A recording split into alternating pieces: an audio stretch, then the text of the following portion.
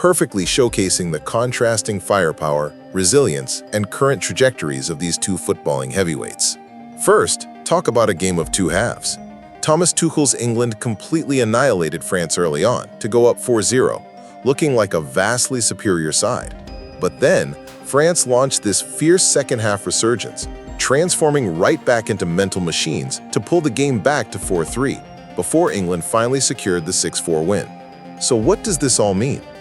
Can a team really survive at the elite level playing only one good half? Second, let's look at the historical records they were trading. It was literally like watching two heavyweight champions trading record-breaking blows in the final round. France's Kylian Mbappé scored twice to become the all-time leading World Cup goal scorer with 22 goals, and Olise actually broke Pelé's long-standing assist record. But hey, England matched them blow for blow with a Bukayo Saka hat-trick and Jude Bellingham becoming the highest-scoring individual for England at a major tournament. Finally, we've got totally diverging managerial paths here. For England, hitting their best World Cup finish in 60 years offers some major redemption for Tuchel after heavy criticism.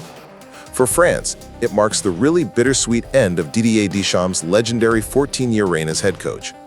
But you have to wonder, does a bronze medal actually silence the critics for Tuchel or just delay the inevitable pressure? Ultimately, this historic shootout was a fitting finale that celebrated French individual greatness while cementing a new milestone for English football. Usually, late-stage tournament football is, well, it's like a chess match played in wet cement. Everyone's just terrified of making that one fatal mistake.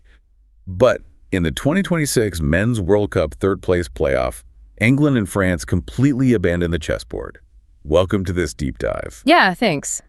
Today, our mission is to explore a stack of sources covering historic, record-breaking World Cup matches, specifically focusing on the sheer chaos of recent tournaments. Right, because these matches completely shatter our expectations of how modern football is actually played.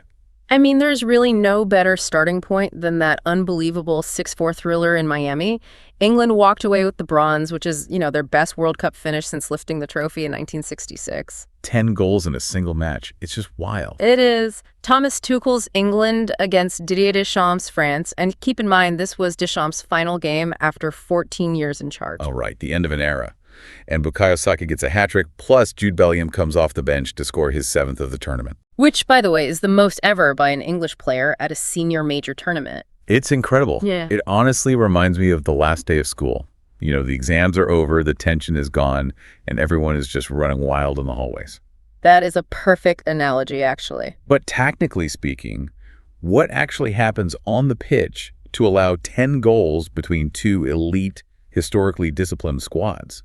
Like, are these bronze medal matches actually a truer display of raw talent than the finals? Well, it's what happens when you completely remove the fear of elimination. Tactically, the defensive lines just push aggressively high. Midfielders who normally stay back to plug gaps, They suddenly abandon their rigid zonal marking. Exactly. They join the attack. You have fullbacks bombing forward simultaneously, which leaves the center backs completely isolated against counterattacks. It turns a structured match into a complete track meet. Wait, I have to challenge that interpretation a bit. If they're abandoning their marking and leaving center backs totally isolated, isn't that just sloppy football? I mean, it's easy to assume that. Like, are we confusing a truer display of raw attacking talent with teams simply not trying on defense because it's a bronze medal match? Yeah, you could think that, but you really have to look at the actual execution on the finishing end. It wasn't just lazy defending. It was lethal attacking brilliance finally being unleashed without tactical restraint. So you're saying the attack was just that good? Kylian Mbappé is the perfect example. France lost, but Mbappé was absolutely devastating. He scored twice in that match, which pushed his career total to 22 World Cup goals. Wow, 22. That officially surpassed Lionel Messi, right? Yeah, making Mbappé the all-time leading scorer in World Cup history. You don't break a record held by Messi just by capitalizing on sloppy defense. It requires absolute peak execution. Okay, so the total lack of pressure in a bronze match unlocks this chaotic, high-scoring brilliance. But that makes me wonder, does this kind of handbrake-off football ever happen when the pressure is actually on? Like a 6-4 vibe in an actual final. Yeah, exactly, where everything is on the line. It's rare, but it definitely happens. And to see how, we have to look back at the 2015 Women's World Cup. The United States didn't wait for a low-stakes bronze match to bring the chaos. They completely dismantled Japan 5-2 in the championship final. Oh, that game is legendary. Carly Lloyd scoring a hat-trick in just the first 16 minutes of the match. 16 minutes. It's the ultimate counter-argument to the idea that finals have to be cautious, you know? Tactically, the U.S. team manufactured that chaos intentionally. Instead of playing it safe, they just pressed relentlessly from the opening whistle. Yeah, completely overloading the midfield.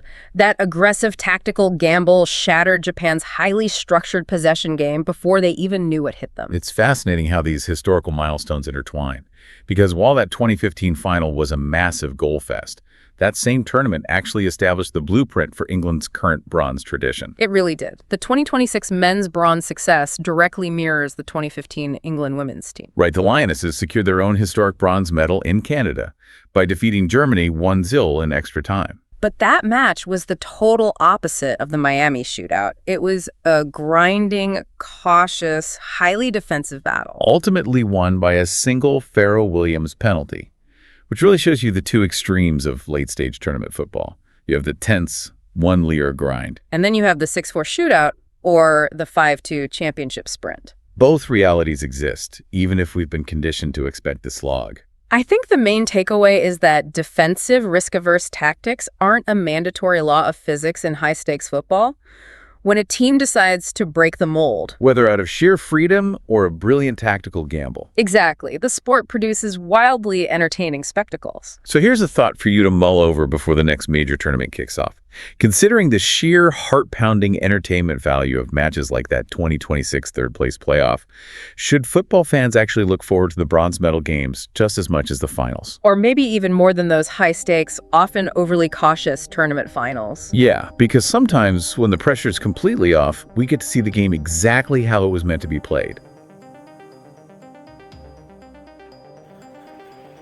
If you enjoyed this video and found it helpful, please consider subscribing to Decision 45. Your support means the world to us and helps us keep creating high-quality content just like this. Don't forget to hit that like button, leave a comment with your thoughts, and subscribe so you never miss an update.